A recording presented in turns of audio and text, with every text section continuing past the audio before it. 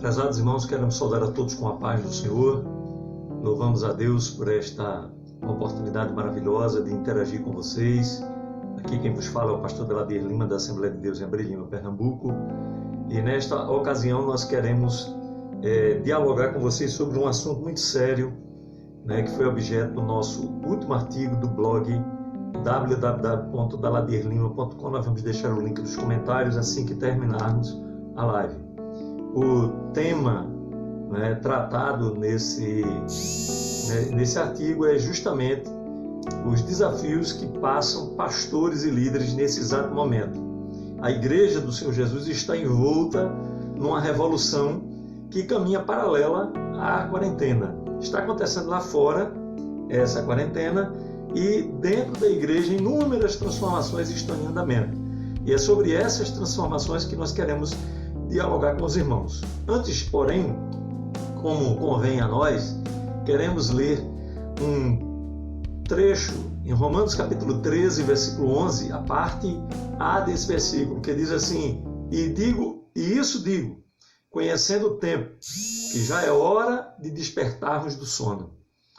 Esse trecho do versículo 11 do capítulo 13 de Romanos, ele vem nos falar de duas coisas interessantes. A primeira é que nós precisamos conhecer esse tempo. Esse não é um tempo de nós dormirmos no ponto, não é um tempo de nos desapercebermos, é tempo de nós estarmos alertas. Quem sabe, até num tempo como esse, Jesus volta e arrebata a sua igreja, por que não? Não há nenhum impedimento a isso. Em segundo lugar, nós precisamos despertar do nosso sono. E isso em todos os aspectos possíveis, tá certo? Todos os aspectos que nós pudermos imaginar e pensar nesse momento e outros que, eventualmente, mais adiante despertarmos. Então, nosso assunto vai versar exatamente sobre isso, o fato de estarmos despertos e conhecendo o tempo em que estamos. Nós primamos sempre no nosso blog por esclarecer os nossos leitores. Não temos tantos leitores assim, mas uma boa quantidade de pessoas acessa, interage, comenta, etc. e tal. Além das nossas outras redes sociais. Nós temos aqui, nesse perfil pessoal, 5.000 pessoas. Nós temos a nossa página com mais 3.000 pessoas. Participamos de um grupo EBD em Ação com 48.000 pessoas. Temos um outro grupo de informação, que é o Bíblia mais EBD, que já está com um bom número a essa altura. Enfim, nós interagimos virtualmente com várias pessoas. E isso nos dá condições de nós podermos conversar com vocês sobre esse assunto que vamos conversar hoje. Eu gostaria que você prestasse bastante atenção, chamasse os seus amigos. Eu sei que hoje tem muitas lives, E, inclusive, nós abrimos o artigo falando sobre essa miríade de lives que estão acontecendo ao mesmo tempo. Não há nenhum problema, ninguém está impedido, não existe lei, É livre a comunicação, a internet é um campo aberto, mas isso acarreta que tem muitas lives sem conteúdo, sem qualidade, sem um assunto razoável, gente fazendo live por fazer e etc. e tal, e acaba complicando porque os bons assuntos se perdem no meio de tantas lives que estão sendo feitas. As igrejas todas aderiram às lives, Infelizmente, eu registro já aqui de partida, não houve uma preocupação lá atrás de treinar os pastores, de ter material, As grandes sedes estavam fornidas com bons profissionais, boas câmeras, com bons links para a transmissão, mas as congregações viviam a reboque. E agora o que está acontecendo? Todo mundo precisa de uma live para chamar de sua.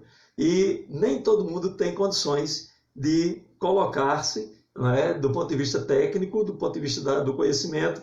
E eu tenho visto coisas terríveis. Até dei umas dicas aí. Não sou um especialista na área, reconheço, mas eu tenho já uma boa vivência, já vi muita coisa, E aí eu posso falar de lives, por exemplo, sem um bom foco, sem uma boa iluminação, etc. e tal. Paz, meus senhores e senhoras que estão nos assistindo e que estão querendo fazer uma live, uma iluminação boba, como uma lâmpadazinha que tem aqui, de tipo R$40, faz toda a diferença, dá uma nitidez, E eu agradeço aos amigos que nos passaram essas informações, como eu estou agora repassando para outros, tá certo? Então, A live hoje se tornou fundamental, mas há outros meios de nós produzirmos conteúdo relevante nesse tempo. São os blogs, né, os nossos perfis, por que não um versículo todo dia, por que não uma mensagem evangelística? Né? As pessoas pensam que tem que produzir lives para substituir o culto. Na verdade, não substitui porque poucas pessoas têm a paciência de assistir uma live do início ao fim, por mais bem produzida que seja. Né? Nós temos assistido a audiência no YouTube bombar. Né? Eu acompanho muito a audiência de vários canais, de várias igrejas, de várias pessoas, e a audiência tem crescido exponencialmente, tá certo? Mas eu percebo também que cresce muito a audiência de assuntos específicos. Por exemplo, eu quero saber sobre predestinação, então eu acesso muito aquele vídeo sobre predestinação. Aí eu vejo a visão reformada, eu vejo a visão arminiana e etc e tal, mas eu entendo a minha colocação. As pessoas focam, né? Pega aquele assunto e foca. É diferente de você transmitir um culto. Né? O culto, ele passa 10, 15 minutos, as pessoas já estão cansadas, e a casa tem um problema muito sério. Eu vou falar um pouquinho mais adiante sobre isso, que é a dispersão da atenção. Enfim, né? É terrível. As pessoas estão perdendo aquela conexão que nós tínhamos no culto. Então, jamais uma live vai substituir um culto. Isso aí é ponto pacífico, acredito. Né? Eu acredito que não tem ninguém que pense que uma live será capaz de substituir ipsiliteres um culto, né? de forma plena. Né? A live é um arremedo, tá certo? Deve ser produzida da melhor forma possível, com a melhor qualidade possível. Eu estimulo as igrejas, professores, alunos, membros, todos aqueles que têm alguma coisa relevante para falar, que faça a sua live, tá certo? E não espere para fazer no YouTube. Faça no Facebook, faça no Instagram e uma série de outras ferramentas que temos, tá certo? Entre os desafios que as igrejas enfrentam, é evidente a queda vertiginosa de ofertas. É com isso que eu começo o meu artigo, dizendo que essa é uma grande preocupação para as igrejas hoje em dia, porque nós temos estruturas muito caras, por vezes, para ser mantidas com a queda vertiginosa que está sendo testemunhada em tempos de coronavírus. Eu tenho ouvido falar de 60, de 80, dependendo da igreja. Né? Eu confesso a vocês que não estou dentro, né, do caixa, da tesouraria de nenhuma igreja, mas eu converso com muita gente. Ainda agora há pouco eu estava conversando com vários amigos do Brasil todo. Anotem essa informação, por favor. Tá certo? Não é apenas da minha região, não é apenas da minha igreja, é o Brasil todo que está sofrendo com esse problema. Nós temos quedas vertiginosas de ofertas para fazer frente às mesmas despesas. Entendeu a situação? Nós temos uma folha de pagamento, nós temos a ajuda de obreiros, nós temos a manutenção dos templos, que por vezes é uma manutenção muito cara, com aluguel, energia, água, uma série de outras situações. E para encarar essas despesas, as receitas caíram 60%, caíram 70%, caíram 80%, de forma que está muito complicada a gestão financeira das empresas. Parte do problema, e eu falo sobre isso no artigo, eu vou deixar o endereço para que você leia depois que nós terminarmos a live, parte desse problema é a sensação de que alguns membros têm de que, porque não estão no culto, não devem dizimar. A igreja está fechada, mas não é bem assim, né? Existe um custo fixo. E nós não queremos adentrar nesse detalhe, né, sobre os gastos exorbitantes de algumas igrejas, salários elevados de alguns pastores, salários até irreais. Nós não queremos falar sobre isso. Nós queremos focar em que existe o custo, tá certo? E o membro, que é um membro fiel, ele não tem o direito de não ofertar porque não está indo ao culto. Tá certo? Ele pode não querer ofertar porque está sem dinheiro, uma série de outras situações, e nós não vamos nem adentrar nessas questões porque o vídeo se estenderia sobre finanças e não é esse o foco, exatamente. Nós estamos tocando colateralmente nesse problema. Existe uma estrutura fixa, tá certo? É uma estrutura cara em muitos lugares, porque muitos lugares remuneram uma nata de obreiros, né? Nós temos, eu denomino nos meus escritos aqui, oligarquia, né? Para dar sustentação à cúpula. Né? Isso é Brasil todo, gente, Brasil todo, tá? Não vem localizar, por favor, a minha colocação, porque é o Brasil todo. Então, para sustentar essa nata, o custo é alto, tá certo? Tem igrejas que são verdadeiras engrenagens, né? Tem indústrias que não se comparam às engrenagens das igrejas, tá certo? Nós temos conhecimento aí do Brasil todo, interagimos com pastores do Brasil todo, temos participação em vários grupos de pastores de vários estados e cidades do Brasil, tá certo? E a realidade é a mesma. Então imagina você com essa estrutura pesada, né, sustentar 3 a 4 meses de confinamento. O pessoal sem ganhar dinheiro, aquele membro assustado diante das notícias, né, ele está inseguro com relação ao que pode acontecer amanhã ou depois, e uma tendência natural é segurar os investimentos. Eu tenho conversado com pessoas que já não pagam mais nada, não pagam o cartão de crédito, não pagam energia, porque até está suspenso o corte, não paga isso, paga aquilo. Então é uma tendência que vai se generalizar, principalmente se demorar essa questão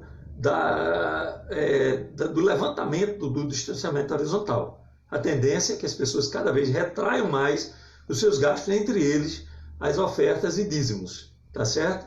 Uma outra questão, que aí é o foco exato do meu artigo, é que está havendo uma mudança, algumas ou diversas mudanças, para melhor colocar, de paradigmas na igreja, tá certo? Você não imaginava, 6 meses atrás, por exemplo, não haver nenhum evento nas igrejas. Nós já falamos sobre isso, né? Muitas igrejas adoram fazer eventos, principalmente aquelas que têm templos grandes, para poder lotar e justificar o tamanho do templo, né? Não vamos adentrar se é certo, se é errado, se é isso, se é aquilo, mas a realidade é essa, que se precisa de muitos eventos. Quando eu era jovem, eu ia para congressos de mocidade. Pronto, era um único evento, né? Era EBO e congresso de jovens. Pronto, acabou, fechou.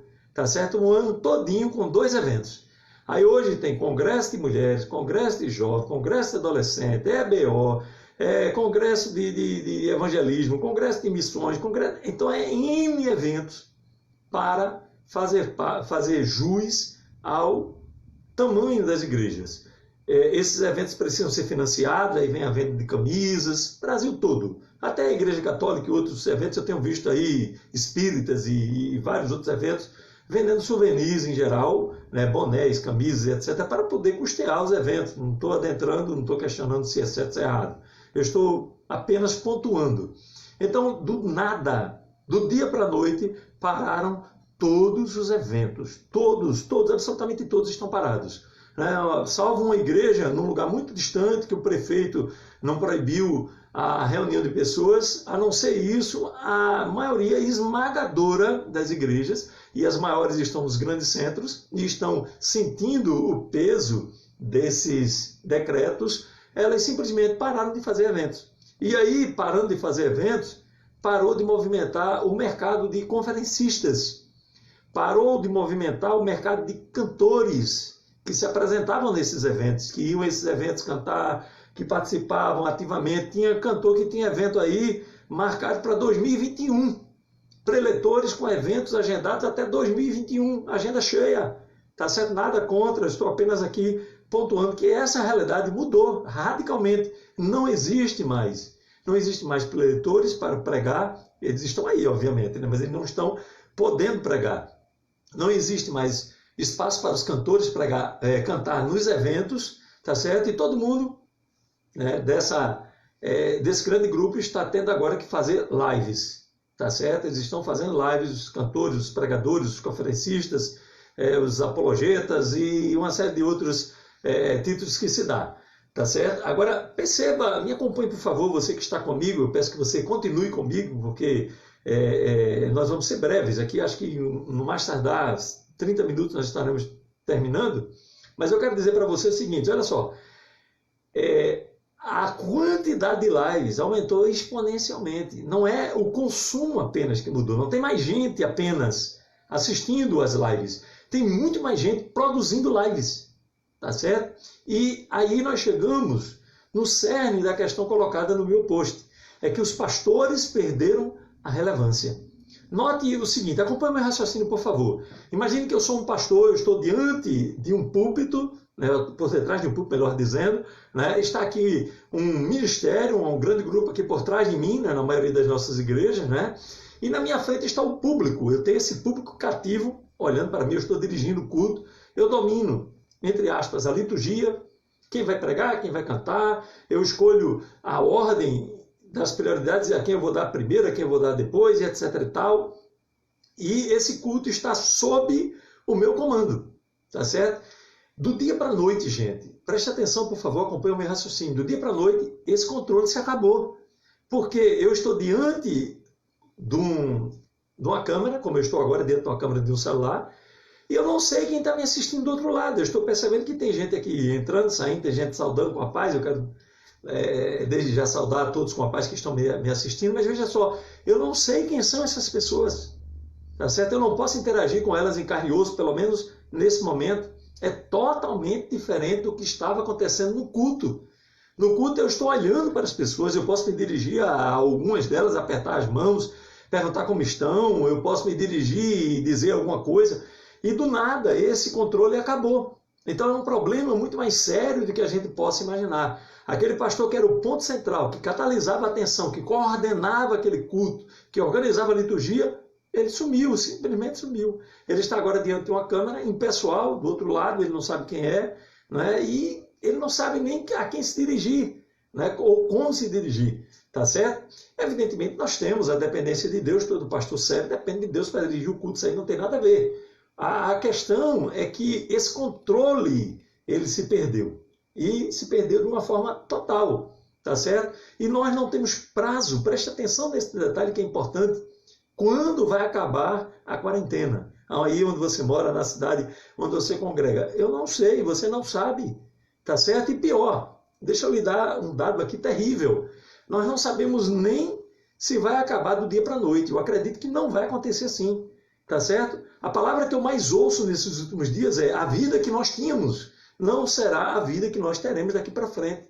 Nós tínhamos uma maneira de ir à igreja, uma maneira de encarar o pastor, uma maneira de encarar a igreja como ponto, né, templo, como construção, e nós vamos ter uma maneira diferente de encarar isso agora, tá certo? Não tem como a gente pensar diferente, tá certo? Há muitos pastores que já estão se frustrando, porque eles percebem que aquele público que ele atingia não está atingindo mais, é uma coisa natural.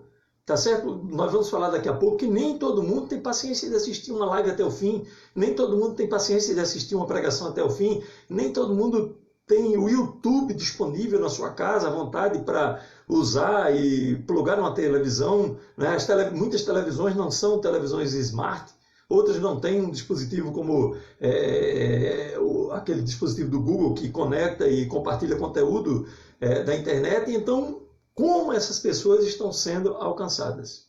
É outra pergunta a ser feita, tá certo? Então, a coisa começa a ficar complicada, porque aquele pastor que determinava com mão de ferro quem falava, quem cantava, quem tinha oportunidade, negava a oportunidade para alguém, né? Esse aí eu não gosto dele, não quero ele. Enfim, acontece sempre isso, né? Ele está à mercê da audiência da live. E, de repente, aquela pessoa tem mais audiência do que ele. Veja que coisa. Então, é um paradigma que mudou. É isso que eu quero dar relevo. Eu não quero falar aqui, não quero choramingar, fazer mimimi. Eu quero que vocês pensem comigo, vocês que me acompanham, né, há tanto tempo, né, muita gente que me acompanha há muito tempo. Eu quero que você pense comigo como os paradigmas estão mudando e os pastores estão sendo relevados a segundo plano. Quem está em primeiro plano é quem tem audiência. E quem tem audiência começa agora a compartilhar conteúdo, começa a melhorar o conteúdo e as pessoas começam a ver e começam a repassar umas para as outras. E essa cultura de rede, que é natural da internet, né, começa a fazer efeito e aquele pastor ele vai perdendo a relevância. Tinha um grande templo, tinha um grande público, mas agora ele não produz conteúdo relevante e então perdeu a audiência. Então a coisa é muito complicada. E tudo piora, porque eu falava há poucos minutos atrás que aquele conferencista que estaria num evento nesse exato momento, um grande congresso de jovens, um EBO, etc., ele está competindo com você agora na internet. Ele está fazendo a live dele, né? E as pessoas estão divididas em se eu ouço o meu pastor ou se eu ouço aquele conferencista que tem uma boa prédica, que tem uma boa carga teológica. Pense comigo como as coisas estão, né? Difícil, muito difícil, tá certo? E isso tem trazido frustração e ansiedade para muitos pastores, além de todos os outros ingredientes de que já falamos. Então, o cardápio aumentou, tá certo? Para a mesma audiência. Pensa comigo, números grosseiros. Nós tínhamos 50 milhões de pessoas para assistir todas as lives possíveis. Talvez menos, né? Porque nós temos menos evangélicos. Mas tem muito não evangélico interessado. Mas vamos botar 50 milhões de pessoas para 500 produtores de conteúdo. Era muito mais, mas vamos arredondar aqui somente para a gente ter uma noção de proporção. Hoje nós temos 5.000 produtores de conteúdo. 10 vezes, 20 vezes, 30 vezes, 50 vezes mais para o mesmo público. Então a competição está acirrada, né? A competição pela audiência, e isso é muito sério, é um assunto que eu trato, obviamente em linhas gerais é um artigo apenas, né? Eu estou aqui expandindo um pouco, tá certo? Um outro problema, né? São dois outros problemas colaterais que nós estamos trazendo aqui, é o seguinte, olha só, esses problemas estão interligados. É que na comodidade do lar, da casa, você não consegue se fixar muito. Enquanto eu estou aqui assistindo uma boa pregação, aí chega a minha esposa, por exemplo, com um roll, uma panela de pipoca que ela fez agora, quentinha, cheirosinha. E aí eu vou parar para comer aquela pipoca, dividir minha atenção. Em um instante em que eu estou assistindo a live, aí eu já peguei meu celular porque chegou uma mensagem interessante de alguém e já parou ali minha atenção com a live, e aqui eu já começo a navegar naquela mensagem para ver o que é que tem. De repente até um vídeo, um conteúdo desse tipo, e eu já estou dando um play para ouvir, para ver, aliás, melhor dizendo, né? É um áudio, eu estou dando um play para ouvir. Então, o que acontece, gente? Na igreja você não tem isso, você tem a atenção das pessoas. É claro que um ou outro, né, para ali, dá uma olhada rápida, mas volta para o culto, porque a atenção está focada no culto. E na casa não tem isso. Né? Jovens, por exemplo, eu coloquei aqui, falei dos jovens, eles são hoje multitarefa. O jovem ele responde um assunto, joga a partida de um game, manda uma mensagem por áudio para um amigo, posta um conteúdo no Instagram, curte o conteúdo de outro, faz um comentário, isso é tudo quase que ao mesmo tempo. Né? E aí esse jovem está diante do seu pastor, agora na rede social, né? na live, melhor dizendo, e cadê a atenção? Não tem atenção, tá certo? Então, a dificuldade é muito maior, o conteúdo tem que ser muito mais relevante para poder atrair a atenção desse jovem. Veja que coisa terrível, né? Então, um outro complicador é que nós chegamos, tá certo? Diante da nossa TV, tá certo? E lembramos que existe nesse exato momento a pregação de um fulano de tal, que é um famoso e é um camarada daquele bom de Bíblia, bom de tudo, e etc e tal. E aí nós ficamos divididos. Assista a minha live, a live do meu culto, ou vou para aquela live daquele pregador famoso que hoje disse que faria uma live, que nesse momento avisou que faria uma live. Então, é um negócio terrível, gente. Os paradigmas totalmente mudados. Tá certo? A profusão de redes sociais, uma série de coisas, tá certo? Nós temos a questão do culto, a pessoa, ao menos fisicamente, estava lá sentada. Podia ser que a cabeça estivesse longe, mas pelo menos estava sentado, ouvindo o culto. Né? A cabeça está longe, mas a pessoa está fisicamente ali. E na internet não existe isso.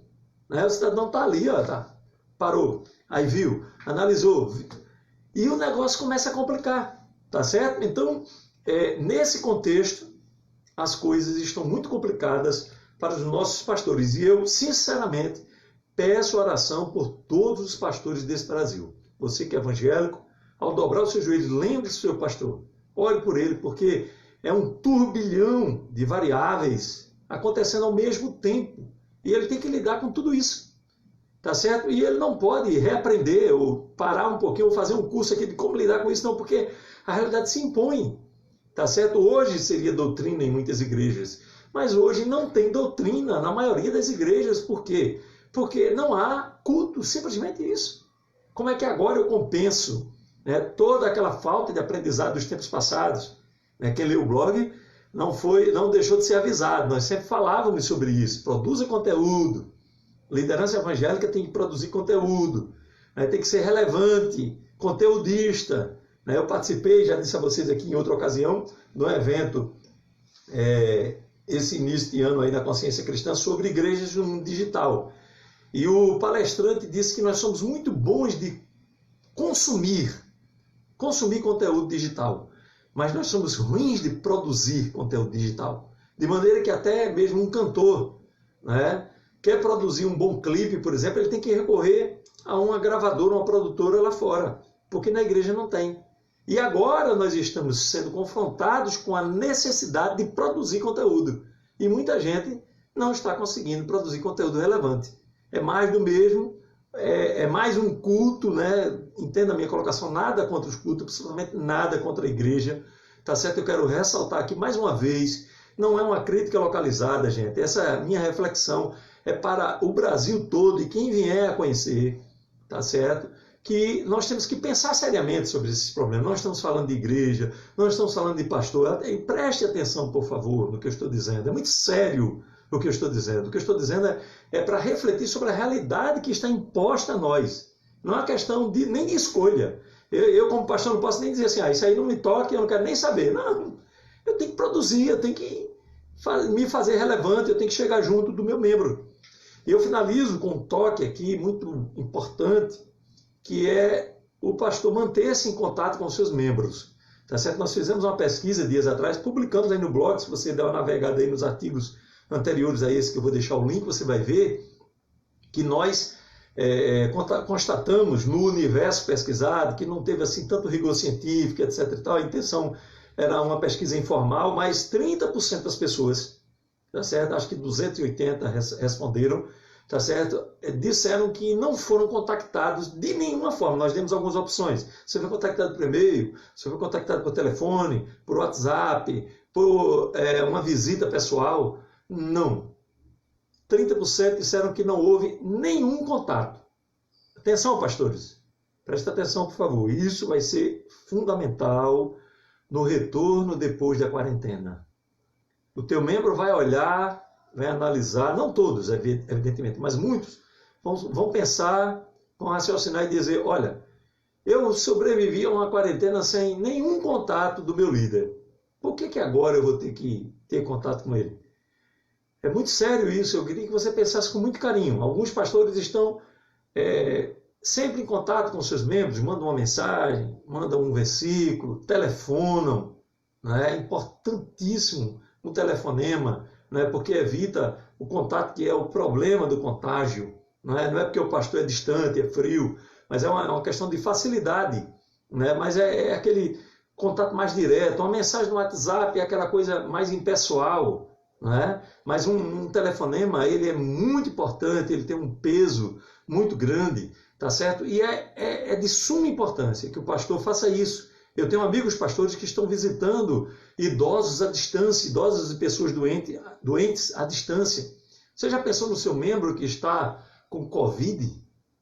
Né? Ele quer um telefonema seu, muitas vezes está em casa, ele está apenas infectado, não manifestou nenhum sintoma grave.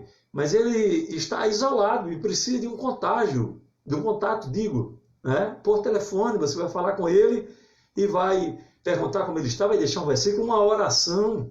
Né? Por vezes, muitas igrejas estão preocupadas com o dízimo. Né? Vá lá buscar o dízimo na casa das pessoas, mas muitas vezes as pessoas não querem apenas dizimar, ou não querem nem dizimar porque não têm condições, elas querem um contato, tá certo? E essa pandemia, essa quarentena, ela vai passar, ela vai recrudescer.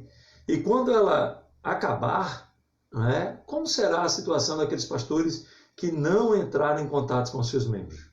Que não o buscaram, que não mandaram sequer uma mensagem para eles? Isso é muito grave, gente. Eu queria que você pensasse com muito carinho, principalmente você que é líder, tá certo? Não quero fazer aqui encenação, não quero que você desmereça o seu pastor, muito pelo contrário, nós estamos dando um alerta generalizado, tá certo? Nós precisamos pensar com muita seriedade sobre isso, tá certo? Um dado que salta aqui aos olhos e que nós batemos nessa tecla muitas vezes no blog, né? Eu tenho até medo do blog, porque tem muita coisa que é profético. Nós colocamos lá sem maiores intenções, apenas por uma reflexão pessoal, e começa a se cumprir. Veja um problema que está acontecendo hoje. Muitos líderes não têm o telefone do seu membro. Não sabem onde ele mora, qual é o endereço, não sabem o sobrenome deles, não sabem. Então, isso é terrível. E há um dado importante aqui para nós pensarmos, falando sobre tudo isso que nós já falamos aqui nesses 30 minutos de Facebook Live, é que a tendência no futuro não serão os grandes templos, mas os pequenos templos. Foi falado sobre isso na igreja digital. Porque as pessoas estão percebendo que grandes templos significa dispersão, eles vão servir para eventos, grandes eventos, que não têm condições de ser abrigados em igrejas pequenas, tá certo? Mas a igreja vai se voltar gradativamente para isso. Já existem inúmeras igrejas, estou tendo conhecimento, gente, de tanta coisa fantástica que está sendo feita nessa quarentena, e eu estou maravilhado, porque é tudo aquilo que eu já falei. Não estou, preste atenção, por favor, para não dizer o que eu não disse. Está bem que está gravado aí, você pode rever, mais adiante, para não dizer, ele disse em dado instante uma coisa que eu não tenho dito. É que esses grupos são grupos pequenos, 50, 60, 80 pessoas que todo dia se encarregam de conversar um com os outros, de mandar um versículo, de orar um pelos outros, e etc. e tal. E é essa a realidade que a igreja vai se deparar depois da quarentena, uma das realidades. Eu disse que essa quarentena está representando a quebra de paradigmas. E um dos paradigmas que vai ser quebrado é exatamente esse, dos grandes templos, das grandes aglomerações. Tá certo? Nós voltaremos, anote isso aí, por favor, para você constatar mais adiante, tá certo? Nós voltaremos aos pequenos templos, reuniões menores, grupos menores, tá certo? E eu aqui quero dar parabéns para a parte boa das células, tá certo? As células têm os seus defeitos, o G12, esse movimento tem os seus defeitos, mas tem a parte boa, que é esse contato, Aquelas 12 pessoas entram em contato umas com as outras, consolam, doutrinam, conversam, animam umas às outras, etc. e tal. Tem o lado ruim? Tem, mas tem um lado excelente nisso aí, tá certo? Então, precisamos prestar atenção nessas coisas. Leia o meu artigo, vou deixar o link aí nos comentários, tá certo? E continuemos orando. Não sabemos como termina, não sabemos quando termina, sabemos que Deus vai estar lá. Deus estará lá. No dia que disser assim, acabou a quarentena, Deus estará lá pleno, sentado no seu trono, com todo o poder e autoridade. E isso não vai acontecer, irmãos, presta atenção, por favor, eu quero dar esse fecho aqui, porque a igreja é ruim. Não vai acontecer porque a liderança é ruim. Não vai acontecer porque o modelo congregacional é ruim, porque o modelo episcopal é ruim. Não é nada disso. É só uma questão de que tanta coisa foi inserida do ponto de vista humano, mera vontade humana, que agora essas coisas começam a cobrar um preço. Tá certo? Não estou, como se diz aqui no Nordeste, rogando praga. Olha aí, deu errado. Não é nada disso. É só uma revisão de paradigmas. É a hora de aprender. É a hora de você chegar, pensar, analisar e dizer, nós temos N paradigmas que estavam errados desde sempre. E que nós encastelávamos esses paradigmas como se fossem até de Deus, bíblicos, etc. E não tinha nada a ver, não tinha nada a ver com isso. Não era de Deus, era nós, era a vontade humana. Era o famoso digo eu, não Senhor. Mas que tinha o peso da liderança, que tinha o peso do momento, de tantas pessoas que estavam aderindo e que não tinham efeito prático nenhum. Então, esses paradigmas estão sendo quebrados, tá certo? E novos paradigmas surgirão. Alguns outros paradigmas nós vamos tomar ciência daqui a poucos dias. Daqui a 1 mês, 2 meses, 3 meses, 6 meses, tá certo? É que nós vamos poder entender de fato o que aconteceu.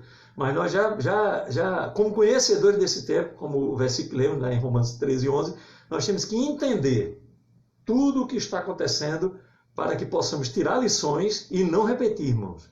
Não repetir, tá certo? Eu creio que Deus está falando fortemente para a sua igreja através dessa quarentena. Está falando para mim. Se você não quer ouvir, eu não posso fazer nada. Agora, Deus está falando para a sua igreja, está falando para nós. Nós precisamos reaprender coisas que esquecemos, tá certo? E Deus está ensinando isso para nós da pior forma possível. Ele usa sempre as coisas para a sua glória, tá certo? Isso não significa que é de todo mal, de todo ruim.